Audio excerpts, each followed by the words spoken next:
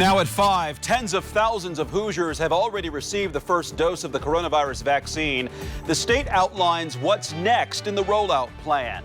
Also here at 5, the city of Fisher is implementing new restrictions that will impact New Year's Eve and other outings to slow the spread of the virus. The community comes together to rebuild an Army veteran's home. We'll show you his reaction the moment he stepped inside for the first time. From the station working for you, this is WRTV News at 5, streaming now. Now first at 5, the sun is starting to set on what has been a gorgeous December day. Lots of sun and pretty mild for December, but changes are on the way. Chief Meteorologist Kevin Gregory is tracking what's in store during this holiday week. Kevin? And Mark, temperatures way up tomorrow and then crash down as we get to Thursday and Christmas Day. If we live in the moment, all things considered, I think today the best day of the week. A beautiful looking sky out in Putnam County. That's from Greencastle. Obviously looking to the west, Jupiter and Saturn will be visible again tonight. Give it a shot. I know there's some clouds around. Temperatures all in the low to mid 40s right now. Keep in mind, average high around 37. Temperatures in southwest Indiana made it into the 50s earlier today. 49 right now in Evansville, while it's 10 degrees cooler as you go up into northeast Indiana. There's the slope, and it's a strong cold front that comes through and will knock our temperatures into the single digits Friday or Christmas morning. Highs lucky to reach the 20s, but notice how fleeting it is. We'll start to bounce back as we get to the weekend. When I come back, we still need to cover our rainfall potential, how much rain we may see, when that changes over to some snow, and how quickly the cold air settles in. That's all still ahead. State leaders say thousands have already gotten a COVID-19 vaccination and tens of thousands of more are preparing for their turn. But there's more work that needs to be done as the vaccine rollout continues. During a press briefing this afternoon, Governor Eric Holcomb and other state leaders shared a recent survey that found nearly 50% of Hoosiers plan on getting vaccinated. Here's a breakdown of the vaccine rollout across Indiana so far. By the end of today, a total of 40,000 Hoosiers will be vaccinated. There are currently 50,000 more people scheduled to get the vaccine statewide through January 4th. Vaccinations at long-term health care facilities for both residents and staff are expected to begin on Monday. We witnessed tears of joy, excitement, and above all, relief. Relief that we are one step closer to being on the other side of this pandemic. The first Moderna shipment arrived in Hammond on Monday, and health officials expect tomorrow or Thursday the allocation request will be approved. Between Friday and Monday, the state received more than 90,000 Pfizer vaccines. Right now, a vaccination dashboard is in the works to be added to the health department's website to track distribution, and the hope is to update that weekly. Now to today's numbers from the state, and unfortunately, it's another record-setting day when it comes to deaths reported on a single day. 143 more people have died with COVID. That's one more than the previous record set on December 1st. Those deaths occurred between November 10th and yesterday, although nearly all of them took place in the last 4 days. The statewide total is now more than 7,200. However, for the second day in a row, the number of new positive cases is below 4,000 and slightly lower than yesterday, 3,758 according to the state. They were reported between November 20th and yesterday. As thousands across the country get vaccinated against COVID-19, health experts are sounding the alarm with the holiday season now in full swing. Right now in the U.S., more than 115,000 people are hospitalized with the virus, and that is a record high. ABC's Rena Roy reports. Millions of vials shipped and hundreds of thousands of doses injected across the country in just weeks. The Moderna and Pfizer vaccines now giving America its best tool to fight back against the coronavirus. The nation's top infectious disease expert himself getting his shot today, along with Health and Human Services Secretary Alex Azar. I'm doing it because I want to symbolize to people the importance that everyone gets vaccinated who can get vaccinated, but also it's a good feeling of accomplishment because this originated in laboratories in my institute. They joined President-elect Joe Biden, plus thousands of seniors and healthcare workers on the front lines, now feeling a sense of hope. When I open the box, it's like opening a present. A new layer of defense for doctors and nurses, with 30% of hospitals in the U.S. reporting their ICUs are more than 80% full, according to an internal HHS memo obtained by ABC News. The nation battling its worst month of the pandemic, averaging more than 2,600 deaths a day, and now growing concern with the holidays coming up. Los Angeles County, California, hit especially hard. If we have a surge upon a surge, if people interact with other people over the upcoming Christmas holiday and the New Year's holiday, then we really risk getting to a place where the hospital systems are completely overwhelmed. New York Governor Andrew Cuomo now instructing hospitals across the state to test for a new variant of the virus spreading across the UK and several other European countries. If it's here, we want to know it. We want to isolate it immediately. The World Health Organization says this particular mutation may be more infectious, but the CDC says it has not yet been detected here in the U.S. And health experts say this new COVID mutation does not appear to be more deadly and that the authorized vaccines will likely work against it. Rena Roy, ABC News, New York. As more Hoosier frontline workers step up to get the first doses of the COVID-19 vaccines, many people are watching to see what new moms or pregnant women are going to do. At this point, researchers haven't studied the effects of the vaccines on pregnant or nursing mothers. At IU Health, Lana DeBebo is an infectious disease doctor, and she's been busy in this pandemic, not only as a doctor on the front lines, but also as a new mom. She gave birth to her first child 6 months ago and is still nursing. Today, she is scheduled to get her COVID-19 vaccine. We talked to her about why she says she feels confident getting the vaccine right now, and she gives us an insight as to what other mothers can do when weighing potential risks and benefits. They need to be studied. It will take a few months and we won't know before next year. And it all depends on how many women are willing to get into those trials. But we won't know this year. And I think given that we are living inside the pandemic, I personally do not want to wait to know that when I feel comfortable enough with the data and knowing that, you know, all around us, there's so much COVID that I think at this point, I'm not going to wait. When it comes to safety information about the vaccine, she recommends you talk with your doctor as well as search for information from the CDC and the State Health Department. And a reminder, if you have any questions or concerns about the vaccines, we are working for you with an entire section of our website dedicated to helping you find resources and information. Just visit WRTV.com/coronavirus. Another option for you when the vaccines become available to the general public, Kroger announced today it will provide the vaccine at its pharmacies and clinics. Kroger is hiring nearly 1,000 healthcare personnel, including pharmacy techs, to help administer the vaccines. The company is also training current associates.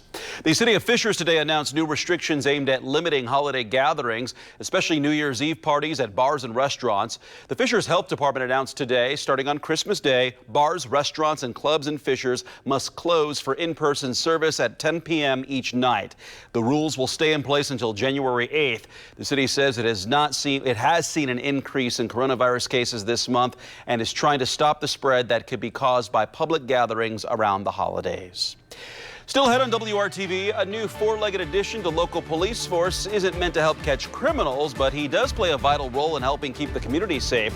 We've got all the details for you coming up here. An Army veteran brought to tears all because of a community's commitment to keep him from becoming homeless. Rain develops during the day tomorrow. We'll focus on when it may change to some snow as we go toward Thursday and Christmas. Imagine that.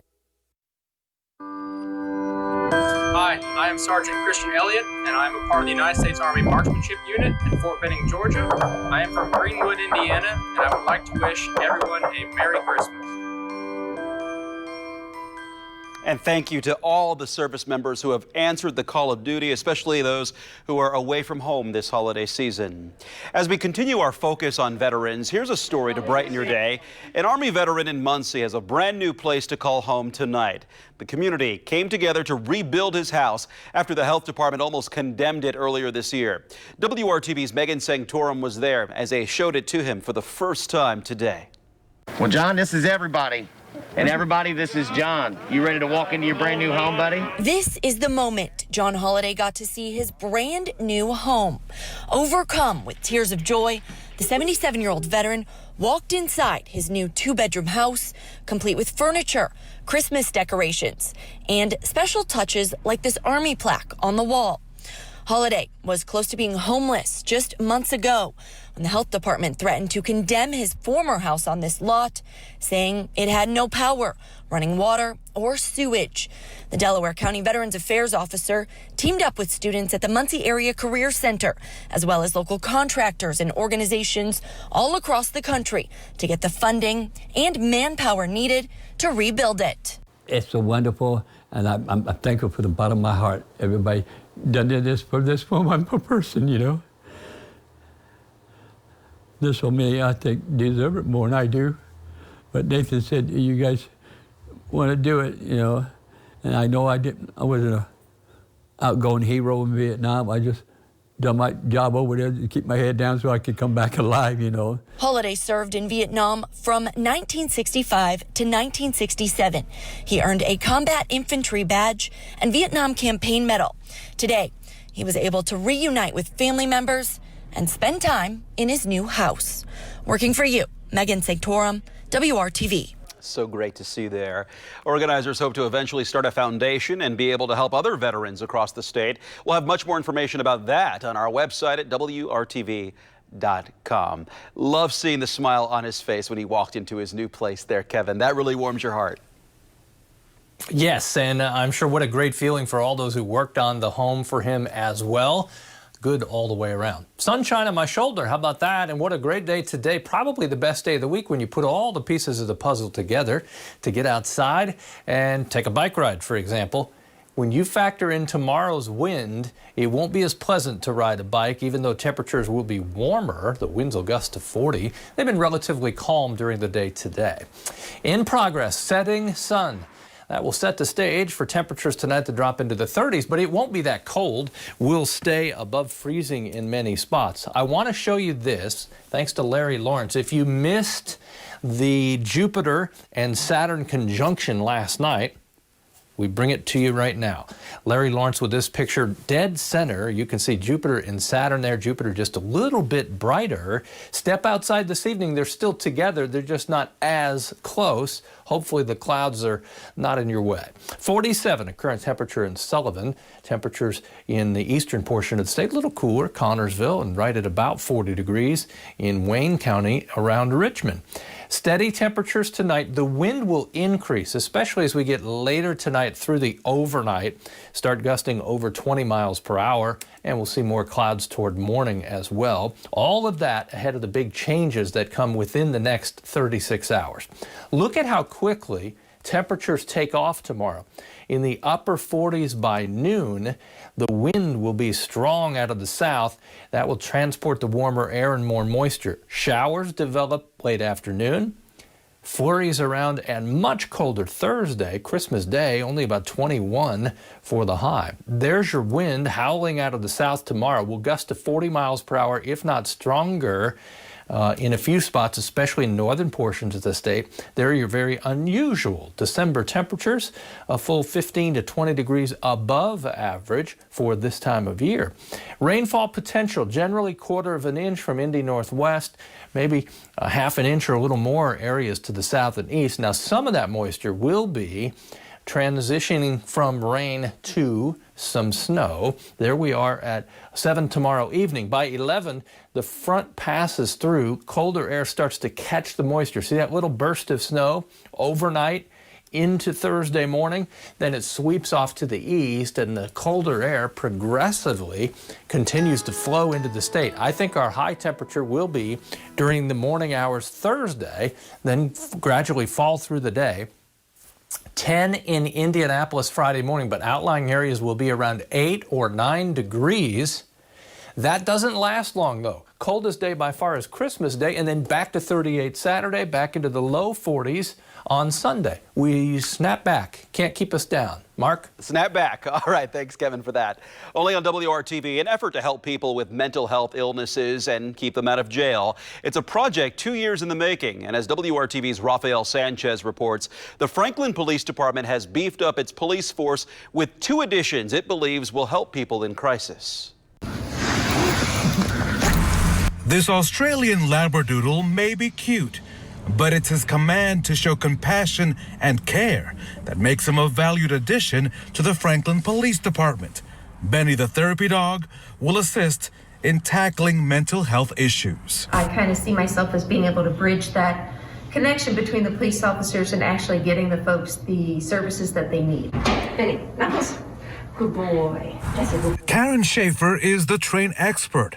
She'll use the dog to respond to a number of 911 calls, including attempted suicides, depression, domestic violence, and homelessness. The theory is to decrease the police officers having to respond to the mental health calls that don't really require police action. This year alone, from January through October, Franklin officers responded to 245 mental health calls. That's compared to 128 calls for all of 2019. The pandemic may be to blame, but the need is real. This dog is a socialized dog that is utilized for communication between 2 individuals. And so I would say, you know, in the 90s, 92, we would have never thought of this program. Professionally trained, they're trained to give that extra piece of comfort that an individual might not be able to give. The police department has invested more than $84,000 on a community program that it hopes will connect people to vital services, especially if they don't need to be in the county jail. Well, Victory Church raised $14,000 to get the dog and cover the cost of its training. Rafael tells us that Karen Schaefer, the trained expert, will work with police on mental health cases. The department also plans to reach out to Metro Police, which has a much bigger mental health unit, to develop its own policies and procedures. Toys and electronics probably top a lot of kids' Christmas lists, but don't forget about a puppy. Still ahead, a warning so your holidays aren't ruined by a puppy scam.